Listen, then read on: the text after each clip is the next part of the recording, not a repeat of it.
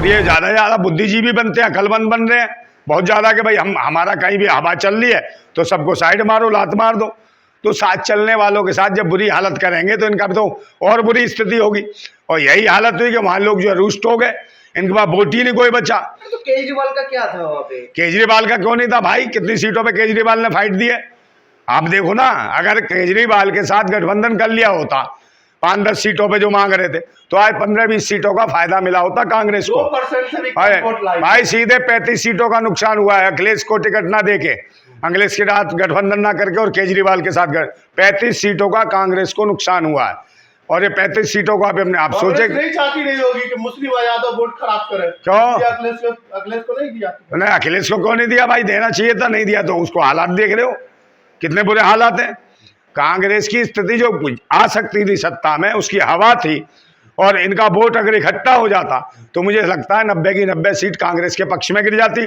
मगर इन्होंने अपने ही सहयोगियों को लात मार के इन्होंने अपनी स्थिति कर, उन्होंने अखिलेश की सीट जितवा दिया। यूपी का जो लोकसभा का रिजल्ट देखा, कहीं कांग्रेस ने कितने जितवा दी? कांग्रेस ने। अरे खुद जितवा दी होती तो पहले जीत जाते। काय को हार गए थे? स्मृति ईरानी से पहले को हार गए थे जो खुद लड़ रहे थे। भाई अखिलेश यादव था और उनके जो मेहनत थी वहाँ, उसकी वजह से इनको उत्तर प्रदेश में फायदा मिला और उन्होंने गठबंधन करके लड़े, बहुत सारी चीज़ों को भूल के लड़े। अखिलेश यादव जो मध्य प्रदेश में भी हरकतें करी उसके बाद भी गठबंधन करा, तो वो समझदार थे।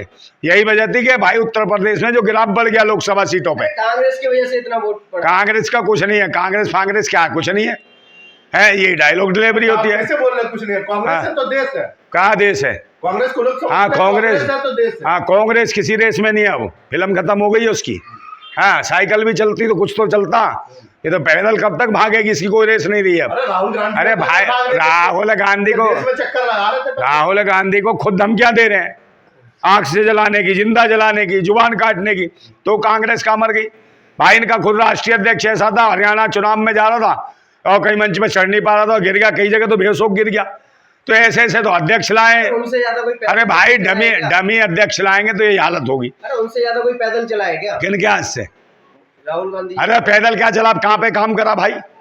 तुम मुझे बताओ कहीं काम किया हो? इन्होंने तो भटकाया भी धर्म मजहब के नाम पे। अरे मैकेनिक से मिलते हैं, पुलिस से। अरे पुलिस से मिलता, कहते नौटंकी है, नाटक है, सब जान गए।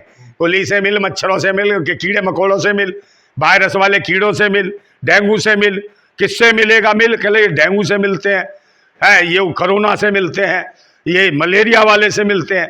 अबे किस किस वाले से मिलेगा? ये कीड़े मकोड़ों से मिलते हैं, ये बातें करते हैं कीड़े मकोड़ों से। तो इस आदमी की तो क्वालिटी अलग है यार। अरे वो गरीबों की हालत समझते हैं। गरीबों को हालत, अपनी हालत देखे ना खुद। जो आदमी अपने को नहीं बचा पा रहा किसको बचाएगा? एक बात बताओ, अभी नबी के खिलाफ बोले, कितने लोग बोले। भाजपा पूरा अपना कार्यक्रम बना लेती है और सबको लगा देती है कि इसकी ओर ध्यान दो। नबी के खिलाफ उसने बोला रामगिरी ने, कोई कुछ हल्ला नहीं विपक्ष की तरफ से। नबी के खिलाफ उसने बोला यतीमानंद ने, कोई हल्ला नहीं विपक्ष का, चुपचाप शांति है। उसने बोला है, वो लिया बिना मतलब का मुद्दा कौन सा था, अदनी मदनी, वो कहने लगा भाई इसको एनआरसी का लागू करो। तो एक बात बताओ, ऐसे मुद्दे लाए जो हरियाणा चुनाव कहीं दिखाई नहीं दिया, सब इसी में लगी रिपब्लिक। और भाई उसके बाद जो है वो क्या करती, उसके बाद क्या हुआ? बाद में कह रहे मशीनों में घोटाला हो गया। वो तो होना ही था, जब तुम जवाब देते नहीं हो। देश की जनता को बर्बाद किया जा रहा धर्म मजहब के नाम पे। कांग्रेस जो है मोहब्बत की दुकान खोलती है। काहे की मोहब्बत की?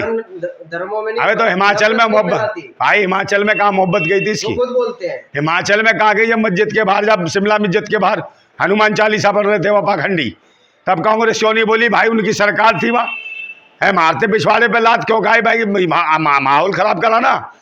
वहाँ के नेता खुद बयान दे रहे थे मस्जिद के खिलाफ। तो ये ऐसे ऐसे लोग हैं, ये स्वार्थी लोग हैं, उन्हें पता वहाँ वोट नहीं है मुसलमानों का। हिमाचल में कुछ भी बोलो। भारत जोड़ो यात्रा नहीं देखी उनकी? काहे की जोड़ो तोड़ो कुछ नहीं है।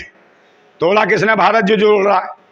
पहले तो सत्ता में कांग्रेस ही थी, कांग्रेस ने तोड़ दिया, अब जोड़ के दिखा रहा है।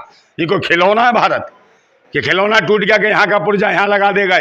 है यार, बच्चों जैसे काम तो खुद करता। जब भी लोग कहते थे जैसे पप्पू है, बच्चों वाले काम ना करे, इंसानों वाले करे। बड़ा हो गया, मैच्योर हो गया, 50 साल से ऊपर का है, मैच्योरिटी आ गई है, और शादी ब्याह करे, बच्चे अपने पैदा करे, आगे उन्हें भी राजनीति करनी है। तो मुझे लगता है यही हालत रही तो मुझे लगता है राहुल गांधी के सपने देख रही है कांग्रेस, वो कभी उन सपनों को साकार नहीं कर पाएगी कि प्रधानमंत्री। ये सिर्फ कुर्सी देख रहे हैं, लोगों की, गरीबों की आह नहीं देख रहे, दलित पिछड़ों के शोषित वंचितों के साथ जो अन्याय हो रहा है वो नहीं दिख रहे, और जो माइनॉरिटी के साथ जो खेल खेला जा रहा है, जो धर्म और मजहब का, उसे नहीं देख रहे, जो मॉब लिंचिंग हो रही है उसे नहीं देख रहे, सिर्फ ये देख रहे हैं कि कुर्सी कैसे मिले, किस आधार पर मिले, किसके चाट के मिले, ये कुछ भी कर सकते हैं। और यही वजह है कि हरियाणा चुनाव हारते ही, जलेबी वाला मुद्दा भी बहुत, हाँ तो जलेबी भेज दी ना भाजपा। भाई कांग्रेस ने तो बहुत सारी जलेबी इकट्ठी करी थी, जलेबी, लड्डू, पेड़े, पता नहीं क्या क्या, और सुबह ढोल ताशे बम पता नहीं क्या क्या कर रहे थे। जैसे ही खुले मामला खराब हुआ, बम पता चला आपस में फूटने लगे, कांग्रेस कार्यालय बट बट बट हुए भागे, बोलने का लड्डू सड्डू लेके भागे। तो भाई लड्डू, कश्मीर जीती है ओ भाई बाद में लोग राज्य तो जीत गए। लड्डू फेंके हैं, जो लड्डू खाने थे वो आपस में फेंके कि कैसे हारी कांग्रेस। अरे तो जम्मू है। कश्मीर की खुशियां मनाई उन्होंने। भाई साहब लाल चीटियां लग गई हैं अब कांग्रेस कार्यालय में, कोई बैठने को भी तैयार नहीं है। समझे नहीं, कब काट लेती है नहीं पता चलता। ये लड्डू इतने फेंके हैं, इतनी चीनी फेंकी है, इतना बर्बाद किया, और जलेबी तो फिर भाजपा वालों ने भेज दी उसको, है कोरियर के माध्यम, वो जलेबी ही नहीं खरीदी, पेमेंट भी नहीं करी। अब वो कह रहे तो कांग्रेस वाले पेमेंट करेंगे। अरे तो वो तो कह रहे हम तो जीते हुए थे, धांधली की है। धांधली किए तो भाई काय को नहीं लड़ लो ना, रोड पे क्यों नहीं आ रहे हो? 35 विधायक जीते, इस्तीफा दे दो, कह दो भाई हम इस मैंडेट को नहीं मानते, ये जनादेश गलत है, ईवीएम के माध्यम में ईवीएम में गड़बड़ी करी है, हम लोग इस्तीफा देते हैं कांग्रेसी, राज्यपाल को दें और आंदोलन करो, राहुल गांधी लोकसभा से इस्तीफा दिलवाए, जितने सांसद हैं, विरोध करे विपक्ष। कांग्रेस के वरिष्ठ नेता जयराम रमेश ने जिस दिन काउंटिंग हुई थी उसी दिन ट्वीट कर दिया था दोपहर में, हाँ क्या गड़बड़ हो रहा है। गड़बड़ हो रहा तो तू क्या कर रहा था? जलेबी खा रहा था, ये जलेबी चाट रहा होगा, बनवा रहा होगा, और कह रहा गड़बड़ हुआ जलेबी चाट। ये खुद आरएसएस का आदमी है बात करते हैं यार, नेता है भाई। ये आरएसएस का आदमी है ये जयराम रमेश। ऐसा मत बोलिए। अरे यही चला रहा है, राहुल गांधी को लगा रखा कि तू कूद घूम, समझे, टी शर्ट में, और ये मजे से पीछे से बैकअप करते हैं, वो यही सेटिंग करते हैं ईवीएम सीवीएम में, सब ये सब मिले हुए हैं। कांग्रेस के बहुत सारे नेता जो आरएसएस में शामिल हैं, इसको तो पप्पू बना रखा है जानबूझ के इन्होंने। कुछ मत बोलिए, FIR भी हो सकता है। काय क्या है FIR मेरे खिलाफ क्या होगी भाई? जब है आरएसएस का तो क्या है आरएसएस का है तो क्या है, उन्हीं के हिसाब से बोलता है, इसमें क्या है FIR दर्ज कर लेगा। तो सब कुछ आपके हिसाब से तो ही ना चलेगा। अरे तो भाई हम तो क्रांतिकारी लोग हैं, हम तो बोलेंगे ना जो हमें दिखेगा, जो हमें दिख रहा है वो बोल रहे हैं। हम कौन से कांग्रेस के पदाधिकारी हैं, या कांग्रेस से टिकट मांग रहे हैं, भाजपा से टिकट मांग रहे हैं? बताओ। राहुल गांधी के बहुत करीबी है। मैं काय का करीबी हूँ बता? अरे जयराम रमेश की बात कर रहा है कौन? हाँ वो तो हो सकता है करीबी, क्या करे, उनने तो गोदी में खिलाया राहुल गांधी को, बता इतना करीबी है, जब तो बदनसीबी हो गई है इसके साथ। आपको क्या लगता है क्यों हारी कांग्रेस? कांग्रेस हारी अपनी हरकतों की वजह से, अहंकार की वजह से, और दूसरे नंबर ईवीएम मशीन का जो पूरे हम 15 साल से आवाज उठा रहे हैं और पार्टियां उठा रही हैं, उसका सहयोग नहीं करा कांग्रेस ने। आज बैलेट पेपर पे चुनाव हुए होते तो हरियाणा की क्या पूरे देश की स्थिति ये ना होती कि आज इस तरीके के भैंसी दरिंदी मानसिकता के जो लोग बैठे हैं, विदेशी मानसिकता के जो लोग बैठे हैं, जो भारतवासियों को कष्ट पहुंचा रहे हैं, यहाँ के इसका भारत के लोगों को इनके मूलभूत जन सुविधाओं से बिल्कुल अलग करके खड़ा कर दिया, और लोग तरस रहे हैं रोजगार, शिक्षा, स्वास्थ्य के लिए। इस पर कांग्रेस कभी काम नहीं कर पा रही है और ना ईमानदारी से मुद्दों को उठा पा रही है। नहीं, जनता बीजेपी को पसंद कर रही है। कैसे पसंद कर रही है? कैसे पसंद कर रही है बताओ? से क्या काम कर दिया इसे? जब तो चुन कोई काम नहीं है, कुछ नहीं, कोई काम नहीं, तो आ गया ना कोई काम नहीं करे, कैसे चुन के आ रही है? सब मैनेजमेंट है भाई, जातीय आधार पे इतना गहरा लोगों को दाग रखा है, धर्म के आधार पे इतना गहरा गाड़ रखा है। क्यों नहीं कर पा रही है? कांग्रेस क्या है, समीकरण नहीं देखती है, जातीय समीकरण वो सोचती है हमारी हवा आ रही है तो अपने वो चार जो कुदलू है उन्हीं के सामने दे देती है, वही कुदलू चलाते हैं चार, और इसको बना देते हैं, कहते हैं घूमता रहे साइड में, झुंझुना घुमाता रहे और खुद चलाने लगते हैं। मैंने कहा नहीं आरएसएस के वही लोग हैं, वो सेटिंग करके खुद चलाते हैं दुकान। आप मुझे बताओ कि जाति जनगणना करानी है, राहुल गांधी को तो अपने प्रदेशों में कराए जहाँ सीएम है, और जाति जनगणना करानी है तो अपने कांग्रेस के जो पदाधिकारी हैं उसमें कराए, अपने संगठन में करा के भाई जाति जनगणना कराओ, कौन किस पद पे कितने लोग बैठे।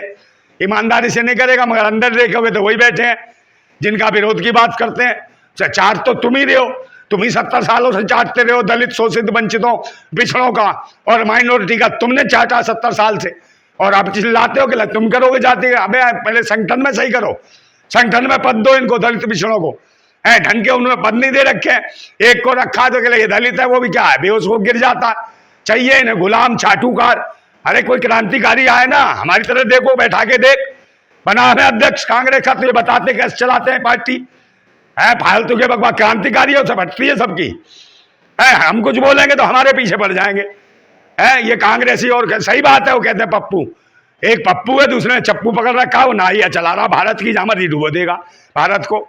ये पप्पू और चप्पू तो यही है, एक टप्पू है वो, समझे, वो गप मारता रहता। तो ये लोग हैं अपनी नाव चला रहे हैं, दोनों, पप्पू कभी चप्पू चलाएगा, कभी गप्पू चप्पू चलाएगा, बाकी लोग भारत के लोग हैं उन्हें डुबो के मारेंगे। तो ये दोनों पार्टियां एक जैसी है, एक सापनाथ है, एक नागनाथ, और देश की जनता को अनाथनाथ बना रखा है। वो क्रांति करेगी देश की जनता तभी कुछ होगा। तो फिर मैं कहता हूं वो गुलाम बड़े बुज़दिल हैं, वो गुलाम बड़े बुज़दिल हैं जो कहते हैं क्रांति बड़ी मुश्किल है, और क्रांति हर मुश्किल को आसान बना देती है।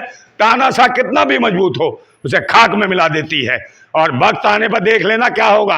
इनकी स्थितियां खराब हुई, आज भारत की हालत खराब है, समझे, भूखे पेट तरस रहे लोग, 87 करोड़ लोग चावल और गेहूं पे 4 किलो पर पल रहे हैं। तो इसमें भी देखने जो था कांग्रेस को। मैं फिर कहता हूं कि चाहत तन मन को गुनहगार बना देती है, चाहत तन मन को गुनहगार बना देती है, बाघ के बाघ को बीमार बना देती है। भूखे पेटों को देशभक्ति सिखाने वालों, भूख इंसान को गद्दार बना देती है। और जब ये जनता अपने हक अधिकार के लिए गद्दारी करेगी सिस्टम से, तो मुझे लगता है तुम्हें नोच नोच के खा जाएगी।